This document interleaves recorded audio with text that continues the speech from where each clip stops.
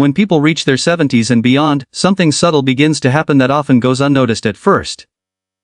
It is not a sudden illness or a dramatic diagnosis. It does not announce itself loudly. Instead, it arrives quietly, in the form of heaviness at the end of the day, a dull pressure around the ankles, a sense that the legs feel tired long before the rest of the body does. Many assume this is simply the tax of time, the price paid for having lived long enough to grow old. Aging, after all, is expected to bring limitations. And yet, when we pause and look more closely, the body often tells a more nuanced story. Biology is rarely as simple as decline. The human body does not switch from function to failure merely because a calendar page has turned. What it does instead is adapt, sometimes gracefully, sometimes imperfectly, to the patterns we repeat and the signals we provide. The legs, in particular, are sensitive to this dialogue between use and neglect. They are both engines of movement and reservoirs of blood, constantly negotiating gravity, posture, and time spent still. One of the most misunderstood aspects of circulation in later life is the assumption that blood flow is governed only by the heart and the large arteries. The heart is powerful, yes, but it does not work alone. Especially in the lower half of the body, circulation depends on cooperation. Veins must return blood upward, against gravity, back toward the chest. Unlike arteries, veins do not have thick muscular walls to push blood forward with force. Instead, they rely on movement. They rely on muscles.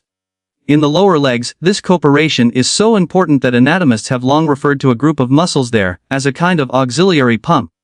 When these muscles contract and relax rhythmically, they compress the veins that run through them, gently urging blood upward. When they remain quiet for too long, blood slows, pressure builds, and fluid begins to collect where gravity encourages it to settle. The result is not immediately dangerous, but it is uncomfortable. And over time, it can become limiting.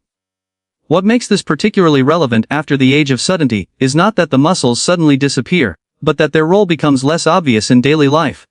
Modern living asks very little of them. Chairs are comfortable. Floors are level. Shoes are supportive. Many movements that once required muscular engagement are now assisted or avoided altogether. The calves, ankles, and knees still exist, but they receive fewer clear instructions to participate. Walking, which is often recommended and rightly so, does provide general benefits. It supports the heart, the lungs, and mental health. But walking alone does not always restore the specific patterns of contraction needed to encourage venous return in the lower legs, particularly if the steps are short, slow, or cautious. For some older adults, walking becomes more of a careful transfer of weight than a full engagement of the leg muscles. The intention is there, but the signal is faint. This is where a deeper understanding of physiology becomes helpful rather than intimidating. Circulation is not merely about force, it is about rhythm. Muscles do not need to strain or burn to be effective. Often they need clarity, a clear instruction, a gentle but deliberate contraction followed by a full release. This pattern tells the nervous system, the vascular system, and the surrounding tissues that participation is required. Research over the past several decades has quietly reinforced this idea. When older adults engage specific muscle groups with simple, controlled movements, measurable changes occur in blood flow. These changes do not require exhaustion. They do not depend on sweat or elevated heart rates. They occur because the body recognizes purposeful activity and responds accordingly. Sitting, which occupies so much of modern life, presents both a challenge and an opportunity. Prolonged sitting reduces the natural pumping action of the legs, allowing blood to linger in the lower extremities. But sitting also offers a stable, safe position from which movement can be reintroduced without fear. When a person lifts their heels slightly while seated, keeping the front of the foot grounded, the calf muscles engage in a precise way. The movement may appear insignificant from the outside, but internally, it sends a powerful message. Muscle fibers shorten. Veins are compressed. Valves within those veins close and open in sequence. Blood is nudged upward. The nervous system notes the activation and adjusts tone accordingly. Over time, this repeated signal can change how the legs behave throughout the day, even when the person is no longer consciously exercising. What is remarkable is not how dramatic the movement is, but how honest it is. There is no deception in it. The body is not being forced into a state it cannot maintain. It is simply being reminded of a function it once performed automatically. This kind of reminder is especially valuable in later life, when confidence and comfort matter as much as strength. As movement expands beyond the calves, the joints above them come into play. Ankles and knees are not passive hinges. They are active participants in circulation. Each bend and straightening subtly changes pressure within the surrounding tissues, creating small waves of movement that assist fluid exchange. When joints become stiff, these waves diminish, fluid stagnates. Sensations of tightness increase. Gentle, repeated motion restores this internal dialogue. Sliding the foot back and forth while seated allows the knee to flex and extend without bearing full body weight. The muscles surrounding the joint engage softly, enough to encourage blood flow without provoking pain. This kind of movement is often described by those who practice it as soothing rather than challenging. That description is not accidental. The body tends to respond favorably to motions that feel safe. Safety, in fact, is one of the most important factors in whether a movement becomes a habit. Fear shuts down participation. When movements are performed with support, a chair, a countertop, a stable surface, the nervous system relaxes. Muscles are more willing to engage when the brain does not perceive threat. Standing introduces a new layer to this conversation. Weight bearing is not merely about strength. It is about communication between the ground and the body. When weight shifts gently from one leg to the other, muscles throughout the hips, thighs, and lower legs activate in sequence. These shifts do not need to be large. Even subtle transfers of pressure stimulate circulation and improve awareness. In everyday life, weight shifting happens constantly. Every step, every turn, every adjustment requires it. When this ability becomes hesitant, the body compensates by moving less. Less movement leads to less circulation, which leads to more discomfort, reinforcing the cycle. Reintroducing supported weight shifts breaks that loop in a quiet but meaningful way. The act of standing up from a chair deserves special attention.